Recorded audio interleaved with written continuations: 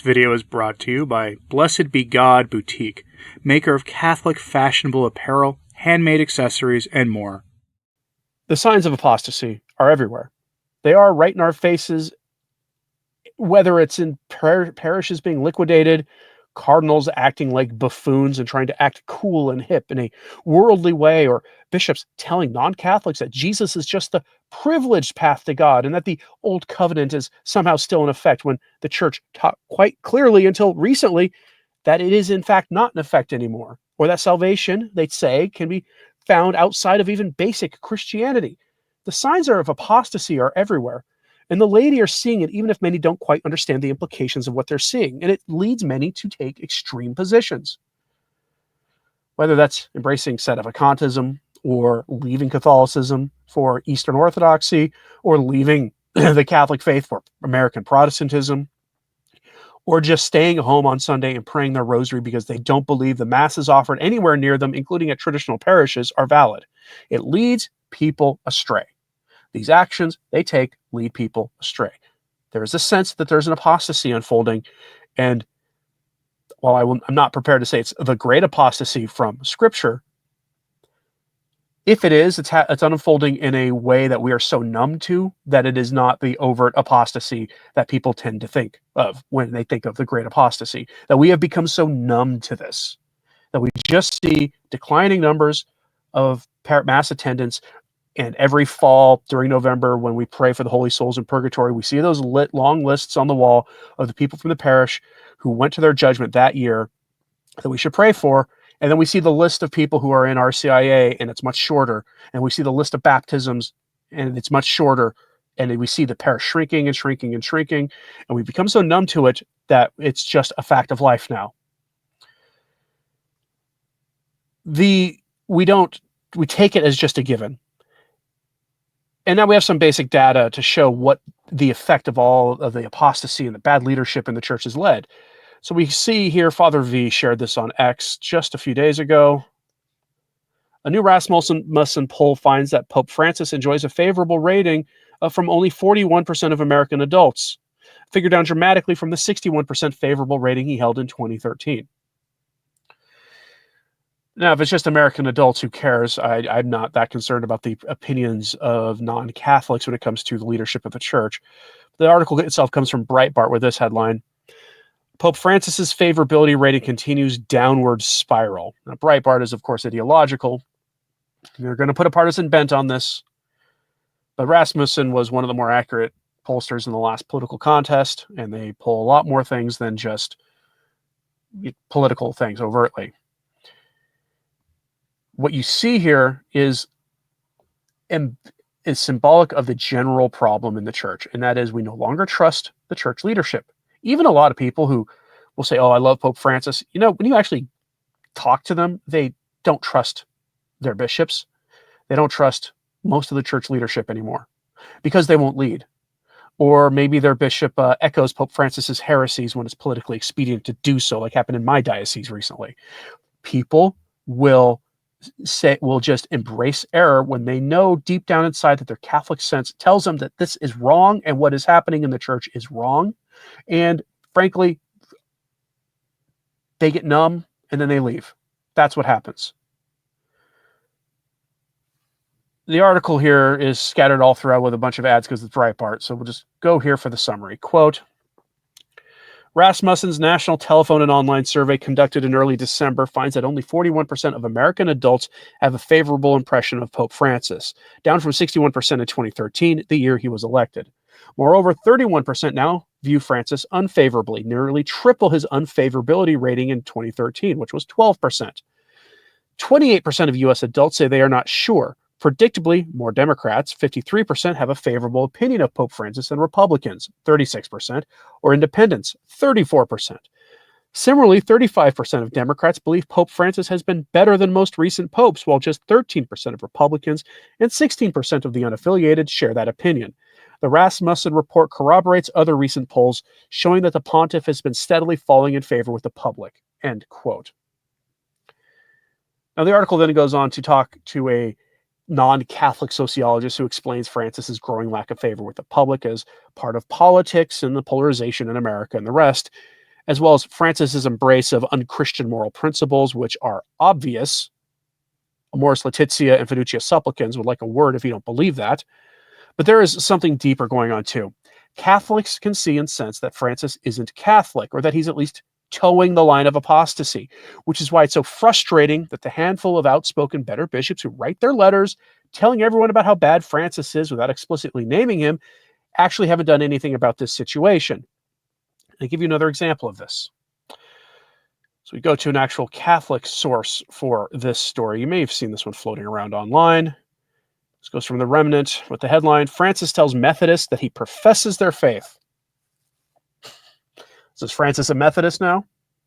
And what kind of Methodist? You may be aware the Methodists just went through a giant split themselves recently. That is the nature of Protestantism, after all, just splitting and splitting and splitting and splitting.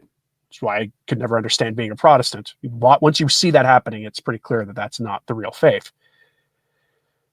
But if he's a Methodist now, well then great.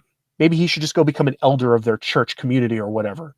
Now, there are articles written by Mr. Robert Morrison, who points out how obviously bad this is, and then says this here, which gets to the heart of the matter. The Protestantization of the church, which we've been seeing happening in the church for decades, predates Francis significantly. But it's taken on a new life under him, especially with his new synodal church. Again, new synodal church is the language used by the people who ran the synod on synodality. They called it a new synodal church. That's not me being hyperbolic. That's me quoting Cardinal Hollerich, Cardinal Gresh, and these others who, for Francis, ran his little synod. And here is where the ape of the church comes into the story. This false church that would essentially subsume the Catholic Church for a while, try to dismantle it behind the scenes, but would look outwardly like it was the church. This false church of Antichrist, basically. Here's where this comes into the story. So let's go here to what what he has to say on this. Let's find my place here. All right. Here's what he has to say. He said, quote, "What though is being Protestantized? There's no real sense in which the actual Catholic Church could be Protestantized because the Catholic Church cannot change in that way. Anything resembling the Catholic Church that could be Protestantized would necessarily be a counterfeit church. If Francis does not have the understanding or decency to properly identify his counterfeit church, we have a real obligation to correct him to minimize the chances that others will mistakenly believe that he is speaking about the Catholic Church in such instances, when he told the Methodists that the Catholics and the Methodists believe the same stuff, which they don't. Francis's synodal church has helped us better understand what it is that has been Protestantized, as more Catholics are realizing this synodal church is essentially a more advanced and official version of the so-called conciliar church, which in many ways represented a counterfeit of the Catholic Church. Whereas good Catholics might have disagreed on the meaning or legitimacy of the term conciliar church, Francis and his collaborators routinely emphasized the realities that their church, A, is now called the synodal church, and B, has little overlap with the Catholic Church doctrinally. In light of this, Francis was generally correct that his church, the synodal church, has the same faith as the Methodist Church. However, in this particular audience with the Methodists, he mistakenly referred to his church as the Catholic Church rather than the synodal church. Whether this was through ignorance or malice is the type of error that true Catholics should be vigilant to correct." End quote.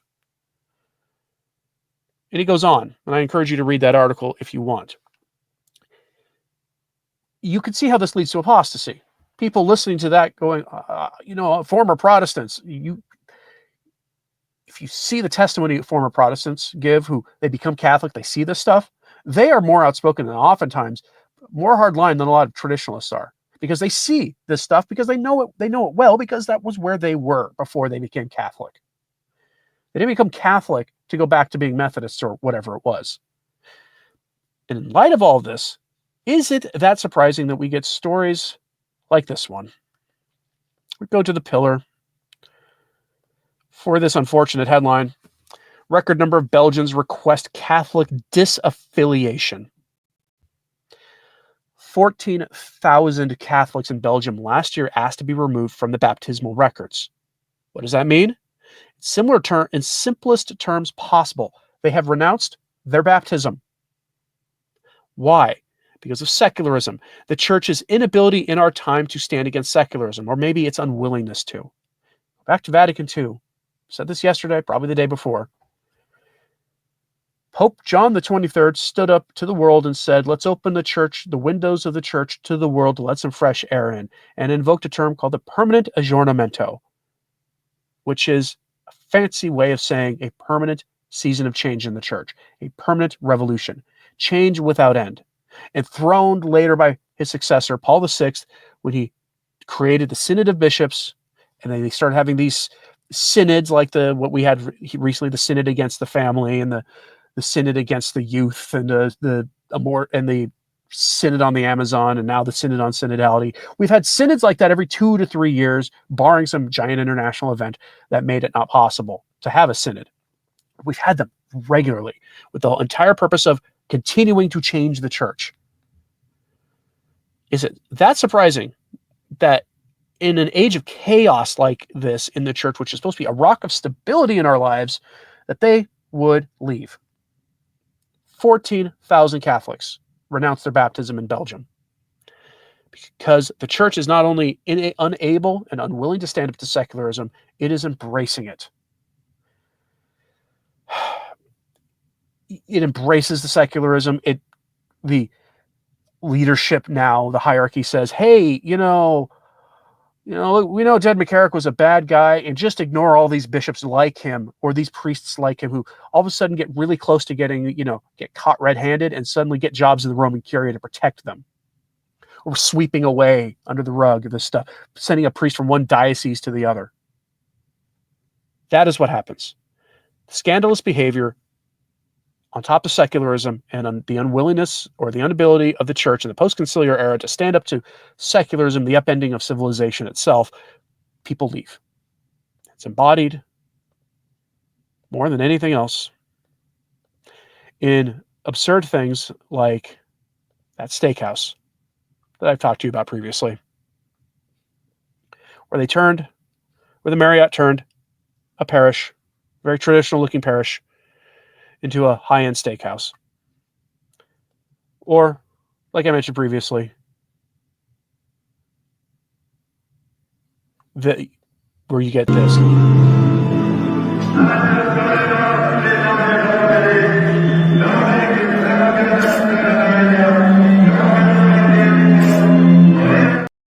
Enough of that again. Robo-priest. The kind of men who think that's a good idea. When they do that, they cause people to lose the faith, and people leave. And they lose their souls in the process. There is no salvation outside the church. But the kind of men who would do such things, is that the church they're leading, or is it their false ape? Their secularized mimic church, the counterfeit church, as Mr. Morrison calls it in his Remnant article. Let me know what you think about all this in the comments, please. Hit like and subscribe if you haven't. It does help. So just sharing this on social media, that helps too. I'll try to have the links to all this stuff in my show notes at returntotradition.org, so you can see this for yourself, read these articles. Don't take my word for it.